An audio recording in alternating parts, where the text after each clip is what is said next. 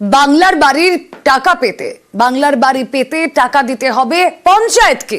1000 টাকা না দিলে মিলবে না দ্বিতীয় কিস্তির টাকা। চাঞ্চল্যকর অভিযোগ পূর্ব বর্ধমানের তৃণমূল পরিচালিত গ্রাম পঞ্চায়েতের বিরুদ্ধে।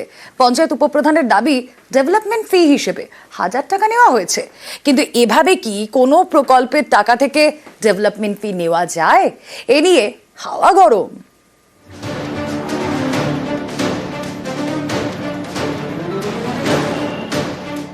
বাংলার বাড়ি গরিবদের পাকা ঘর করে দিতে রাজ্য সরকারের প্রকল্প। গত ডিসেম্বরে উপভোক্তাদের ব্যাংক অ্যাকাউন্টে ঢুকেছে প্রথম কিস্তির 60,000 টাকা।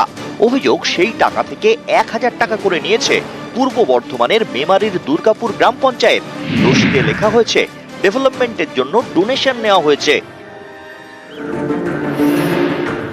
উপভোক্তাদের অভিযোগ, পঞ্চায়েত থেকে বলা হয়েছে 1000 টাকা না দিলে দ্বিতীয় কিস্তির 60,000 টাকা আর মিলবে না।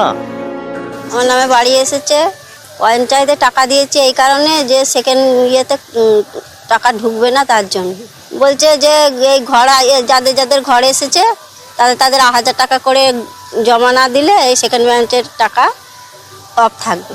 ইনকোয়ারি করতে আসবে তখন বললো কি টাকা দেবে না, সার্টিফিকেট না হলে টাকা দেবে না, 1000 টাকায় করে দিতে হবে। আমরা বললাম যে সরকারি ঘর আবার কিছু পারমিশন লাগবে, তো বলছে কি পারমিশন না হলে ঘর হবে না। আমরা কোনো বাংলা বাড়ি প্রকল্পে যারা ঘর পেয়েছে তাদের কাছ থেকে কোনো টাকা পয়সা নিইনি। ডোনেশনটা অন্য কোনো ব্যাপারে নিয়েছে, ঘরের ব্যাপারে নয় কিছু। না না, পুরোপুরি মিথ্যা অভিযোগ। তো বললাম কনভার্সনের জন্য নিতে পারে। হ্যাঁ, নো বেসিসে ডোনেশন নেওয়া হয়। পঞ্চায়েত তো যে বিভিন্ন যে অনেক টাকা খরচা ডোনেশনের উপরই চলে। বাড়ি তৈরির জন্য নিইনি পয়সা, পঞ্চায়েত বলেছে। পুরোপুরি মিথ্যে কথা বলছে। একজনকে নিয়ে আসুন আমার সামনে এসে বলুন। অনেকেরই প্রশ্ন, এভাবে কি কোনো প্রকল্পের টাকা থেকে ডেভেলপমেন্ট ফি নেওয়া যায়? পঞ্চায়েতের উন্নয়ন খাতে যেভাবে টাকা তুলছে, একবারে চিরকুট দিয়ে টাকা, কাটমানি তো একদম আইন মেনে যেন কাটমানি নিচ্ছে। সাধারণ মানুষের জন্য ডাইরেক্ট বেনিফিশিয়ারি যে টাকা আসছে, তৃণমূল কংগ্রেসের উন্নয়ন খাতে পকেট ভরাবার জন্য উন্নয়ন খাতে এই টাকা ব্যবহার করা হচ্ছে। এটা দুর্ভাগ্য।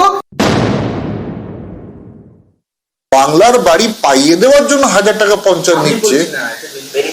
যদি কোনো বেনিফিশিয়ারি, তাহলে আপনাকে বলছে কেন? বিডিও কে সরাসরি লিখিত দিক, এসডিও কে সরাসরি লিখিত দিক, ব্যবস্থা নেওয়া হবে যদি এরকম কোনো অন্যায় হয়ে থাকে। মেমারি থেকে শরদিন্দু ঘোষ, নিউজ 18 বাংলা।